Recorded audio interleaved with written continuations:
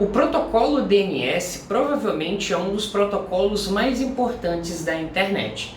Ele é responsável pela resolução de nomes de domínio.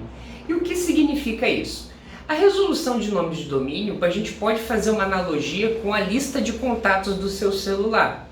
Você provavelmente, nas pessoas que você conhece, você anota o número daquela pessoa e na sua lista de contatos você associa aquele número ao nome ou um apelido daquela pessoa que você conhece. E quando você quer fazer uma ligação ou mandar uma mensagem para ela no WhatsApp, por exemplo, você busca na sua lista de contatos e digita o nome daquela pessoa que você quer alcançar ou que você quer ligar.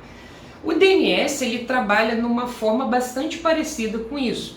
Quando você digita lá algum site no seu navegador do seu notebook, como por exemplo www.google.com, o DNS ele vai ser o protocolo responsável por resolver aquele nome www.google.com e o endereçamento IP. A importância dele fazer esse procedimento é porque os nossos computadores eles entendem esse protocolo chamado IP, que é o protocolo responsável pelas comunicações na internet.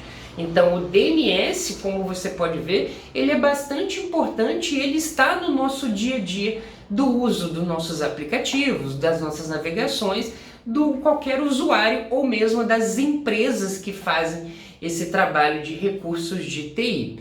Entretanto, como nem tudo são flores, o DNS ele também pode ser utilizado para atividades maliciosas, como por exemplo, a gente pode utilizar o DNS como um amplificador para ataques de DDoS. E esse uso de DDoS é prejudicial aos negócios ou mesmo às empresas. Um outro exemplo de uso indevido do DNS é para sites maliciosos. Existem sites que a resolução daqueles sites, como o endereçamento IP deles, no momento que algum usuário corporativo ou mesmo de um ambiente lar, da sua casa, enfim, você pode acabar pegando um vírus ao acessar aquele site malicioso. Então esses são alguns exemplos de uso indevido do DNS que muitas vezes as empresas desejam bloqueá-los ou mesmo impedir esse uso. E para isso existe um recurso chamado DNS Filter no seu firewall FortiGate. E esse DNS Filter ele é normalmente utilizado para poder proteger ainda mais a sua rede com o uso indevido do DNS. Então a ideia aqui do vídeo de hoje é mostrar a configuração e como que o DNS Filter do FortiGate funciona. Então, se você se interessou por esse assunto, você não pode continuar esse vídeo aqui sem deixar aquela moralzinha no like, se inscrever no canal e marcar o sininho para receber as notificações. Fica comigo até o final que o vídeo de hoje está muito da hora. Bora lá?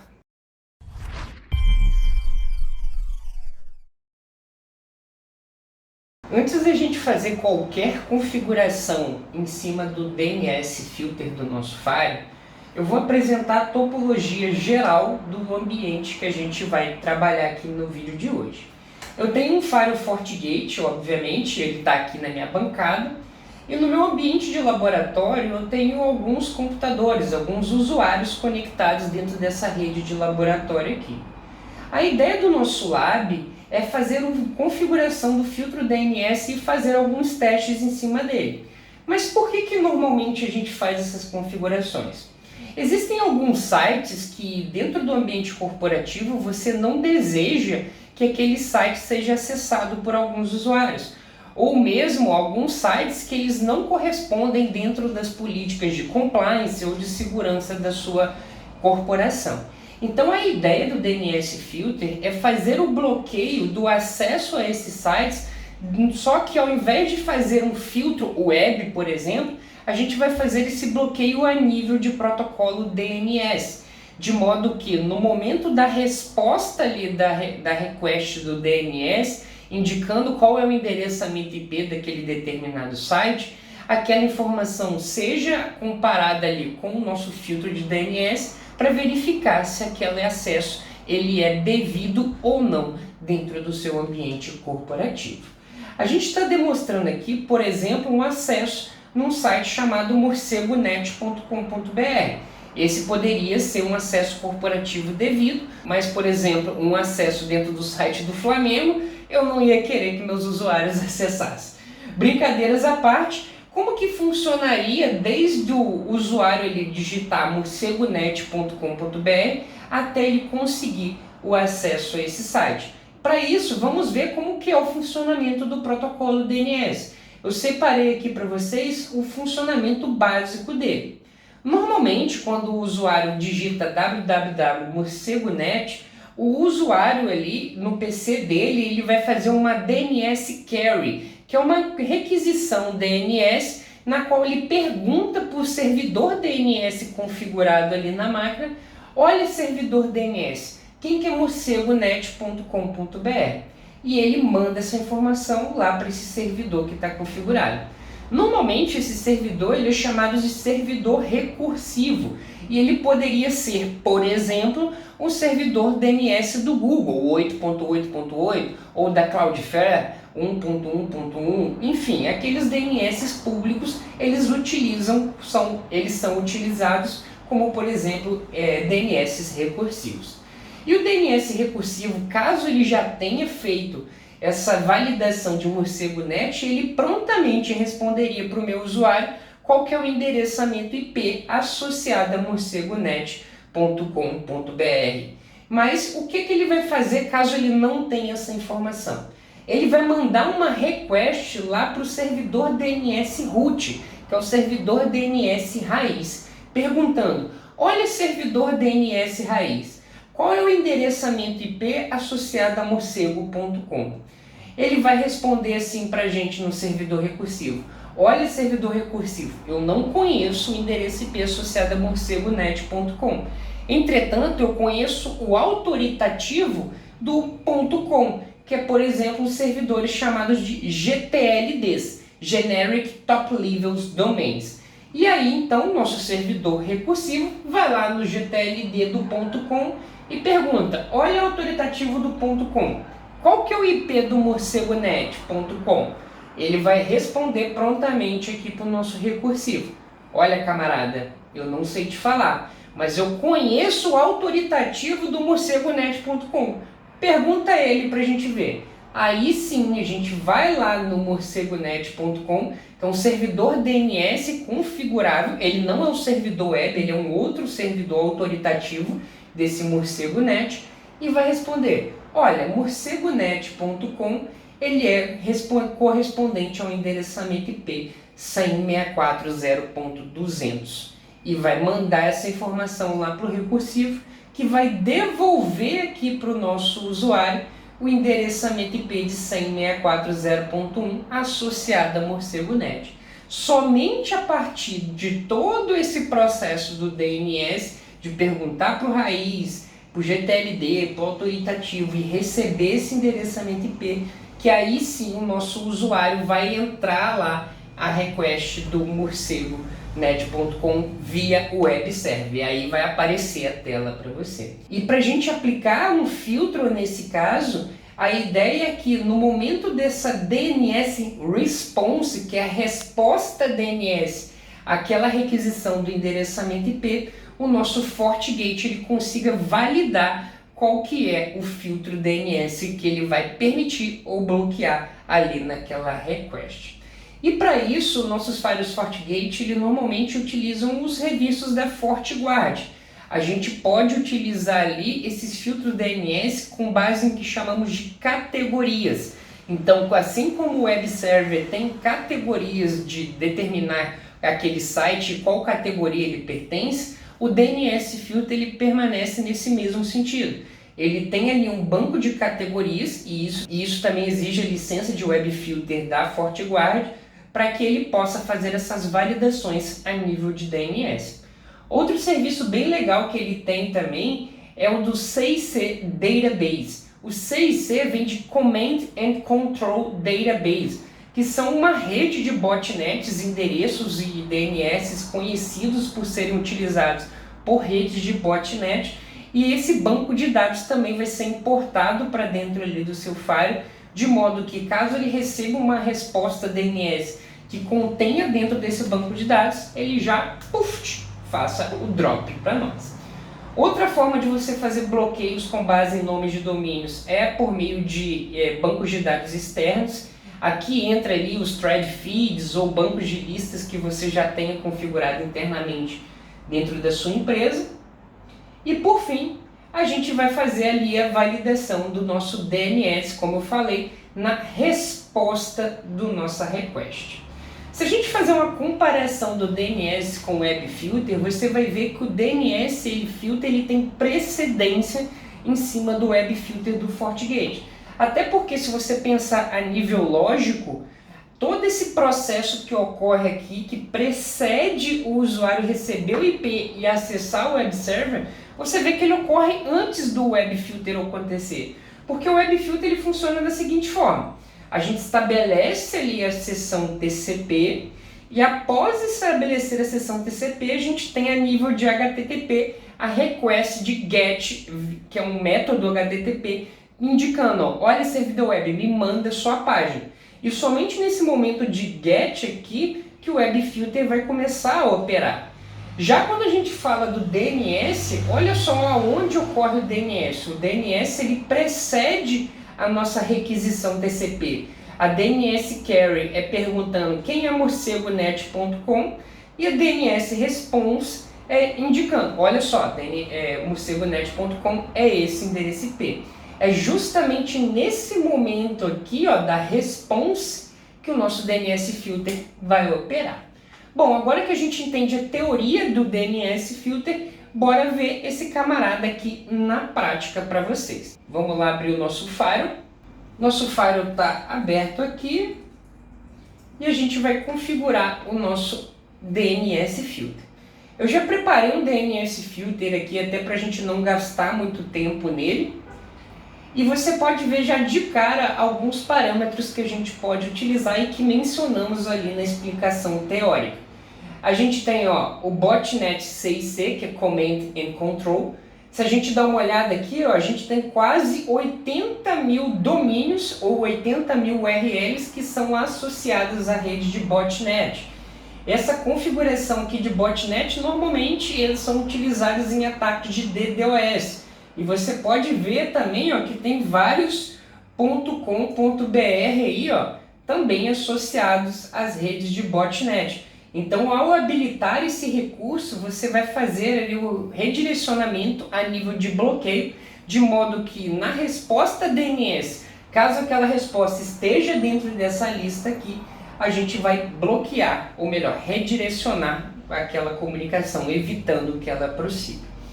Você tem a opção aqui também do Enforce Safe Search. O Safe Search você tem dois modos de operação, a gente não vai trabalhar nele nesse vídeo aqui de hoje. Em seguida, a gente tem a FortiGuard Category Based Filter. Se você olhar aqui o Category Based Filter, você vai ver que basicamente são as mesmas categorias do filtro web do FortiGate. Se você dá uma olhada aqui nas categorias de maneira geral, a gente tem aquele mesmo sentido do WebFilter, assim como os Pre-Configured Filters, os filtros pré-configurados, que são o Custom, que é o modelo customizado, General Under 13, que é o sobre 13 anos, abaixo de 13 anos, e o Restrito. Você vê que ele segue a mesma analogia do WebFilter e isso traz um pouco mais de cuidado nas configurações do DNS. Até porque quando você faz um bloqueio aqui, você tem que entender que o mesmo bloqueio que você tiver aqui, ele também deve refletir no seu WebFilter. Porque ao fazer um bloqueio aqui, como a gente falou, o DNS ele tem precedência em cima do filtro web. Então o que a gente bloqueia aqui, ele não vai ser permitido na mesma categoria no lado do WebFilter. Então tome esse cuidado. Tanto que a gente já fez um modelo custom aqui, onde a gente está bloqueando Search Engine and Portals, e também estamos bloqueando, se a gente entrar aqui em Personal, a gente está bloqueando também News and Media. A gente fez esse bloqueio customizado para justamente fazer alguns testes. Eu vou tirar aqui alguns filtros estáticos que a gente tem. Esses filtros estáticos, se você lembrar também dos filtros web, eles também têm precedência em cima da FortiGuard. A mesma coisa aqui no DNS Filter. os filtros estáticos que a gente pode permitir ou bloquear uma URL específica, eles vão ter precedência em cima da FortiGuard, de modo que caso a gente bloqueie aqui e caso esteja permitido, o bloqueio ele vai valer, beleza? Ou vice-versa, né? Se ele tiver bloqueado aqui e permitido no Static Filter, a gente vai ter a comunicação permitida, já que o Static Filter tem essa precedência. Eu não vou utilizar essa configuração aqui agora. Tem outros filtros legais que você pode fazer de tradução DNS para, por exemplo, ao invés de responder por um IP, ele responder por outro. Você também pode criar aqui filtros externos de thread feeds, por exemplo, bem legal esse recurso aqui. E o portal padrão você também pode ter algum interno da sua empresa, mas aqui eu vou utilizar o normal da Fortinet. Essa é a minha configuração básica que a gente vai fazer e eu vou dar um OK aqui. Apenas para efeito de curiosidade, eu vou abrir qualquer filtro web do meu Fire e você vai ver exatamente igual ao que a gente tinha no DNS Filter, com a exceção aqui de Local Categories e alguns sites não rateados, né, vamos falar assim. Perfeito, agora que a gente fez essa configuração do DNS Filter, a gente tem que associar esse Security Profile dentro de uma policy de Firewall, tanto que a gente pode vir aqui em Firewall Policy e eu já tenho a policy que eu já configurei anteriormente. Se a gente abrir essa policy, ela é uma policy que está operando em Flow Based e ela é responsável da comunicação com a minha rede de laboratório com a internet aqui via SD-WAN. Em seguida a gente tem o Security Profile que eu habilitei o Web Filter e também habilitei o nosso DNS Filter também. Para efeito de praticidade, eu já tinha a inspeção SSL habilitada, então eu mantive. Ela pode ajudar ali algumas resoluções DNS, caso você utilize DNS via HTTPS, por exemplo. Vou dar o OK e a gente vai fazer alguns testes. Como que a gente poderia fazer alguns testes? Bom, eu sempre recomendo você fazer alguns testes com base nas políticas que você está fazendo bloqueio. Então, se a gente voltar no nosso Security Profile, você vai perceber que, por exemplo, eu bloqueei sites de New and Media, que são sites de jornais, por exemplo. E para a gente validar quais sites são esses, você pode vir aqui no Secure DNS Service da FortiGuard. Esse serviço aqui da FortiGuard é um serviço que você busca ali por aquele site que você quer testar, e ele vai falar para você qual que é a categoria daquele site. Como, por exemplo, se a gente digitar aqui g1.globo.com e mandar pesquisar por esse site, você vai observar que o domain foi has been found. A categoria dele é News and Media.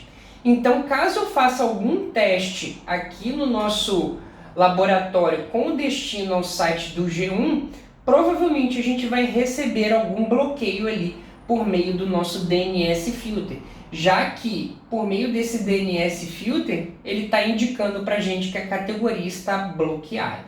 Apenas uma ressalva que eu gostaria de fazer, verifique se essa opção está marcada para você, para que você possa verificar ali as requisições DNS sendo bloqueadas ou não. Log ao DNS Carry and Response.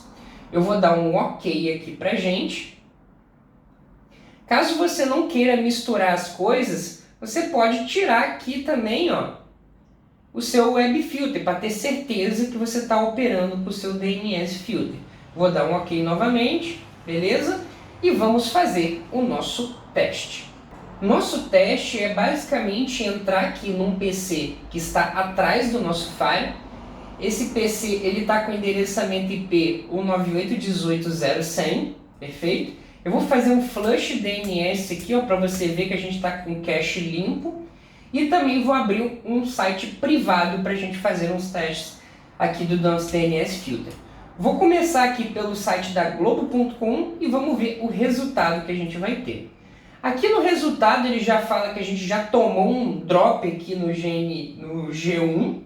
A gente vai tentar avançar, né? Vamos ver se vai dar certo. Eu vou tentar avançar e a página está bloqueada.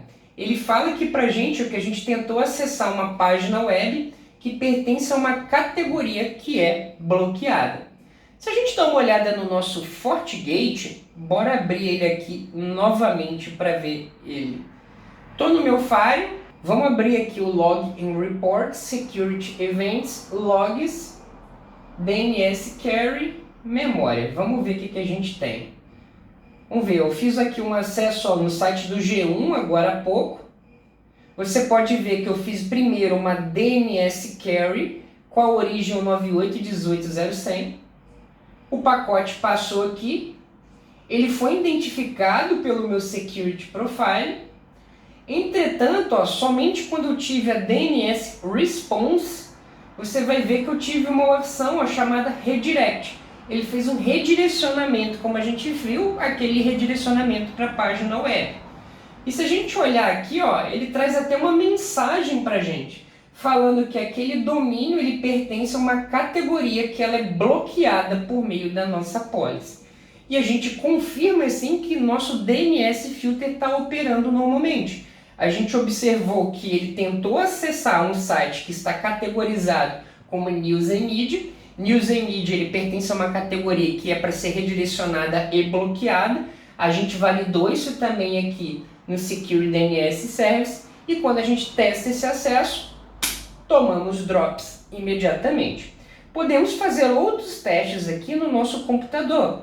Podemos abrir aqui, por exemplo, o site do Google. Se você lembrar, a categoria do Google, ela é de Search Engines, né? Então, se eu pesquisar aqui por google.com.br, a gente toma o drop aqui também. Vamos validar isso também novamente. Vamos validar novamente aqui no nosso Fire. Se eu abrir aqui o meu Fire, atualizar o campo, google.com.br, Search Engine and Portals, toma redirect, porque ele é bloqueado de acordo com as nossas políticas de DNS Filter. Então ele é um filtro bem legal, você ganha ali a otimização porque ele precede o Web Filter, isso te dá uma granularidade maior ainda na questão de bloqueio, principalmente se você estiver trabalhando com base em redes de botnet. Então, por exemplo, se você quiser habilitar o DNS Filter, cara, só de habilitar ali aquele recurso de você bloquear sites de botnet já é um puta avanço. O resto aqui de FortiGuard Category, muitas vezes você não precisa se preocupar a fundo assim. Para efeito prático também, vamos apresentar aqui como que você faria uma exceção nesse caso. Por exemplo, eu vi que eu tive bloqueio na questão de portais ali de pesquisa, então eu quero, por exemplo, permitir o Google de ser acessado. A gente poderia vir aqui trabalhar com uma expressão regular, e tudo que tiver Google a gente vai dar um allow aqui. Perfeito. Dei um allow. Podemos voltar aqui no nosso PC de teste. Aqui no nosso PC de teste eu vou fechar todas as nossas abas de novo e vou abrir uma nova. Se eu testar o site no G1, eu vou continuar bloqueado. Observamos aqui que o bloqueio ele permanece. Entretanto, se eu testar o site do google.com.br, olha quem abre, ele está abrindo normalmente aqui para gente. E se você dá uma olhada aqui, ele também está fazendo a inspeção porque ela está habilitada lá na nossa policy de Fire. E assim, cara, a gente demonstra para vocês como é o funcionamento do DNS Filter e como ele pode te ajudar ali nos recursos, principalmente quando a gente fala de bloquear acessos a redes de botnet. Eu acho isso uma feature bastante legal e também pode aumentar a segurança e a granularidade dentro do seu ambiente corporativo. Para a gente encerrar aqui, se você gostou desse conteúdo que passamos para você, já vai deixando aquela moralzinha no like, se inscrevendo no canal e marcando o sininho para receber as notificações. Não se esquece, cara, de comentar aqui embaixo sobre vídeos que você quer ver aqui no canal e também conteúdos que a gente pode trazer para você. Dicas são sempre bem-vindas. No mais, espero que essa aula tenha sido informativa para você e muito obrigado por assistir. É nóis!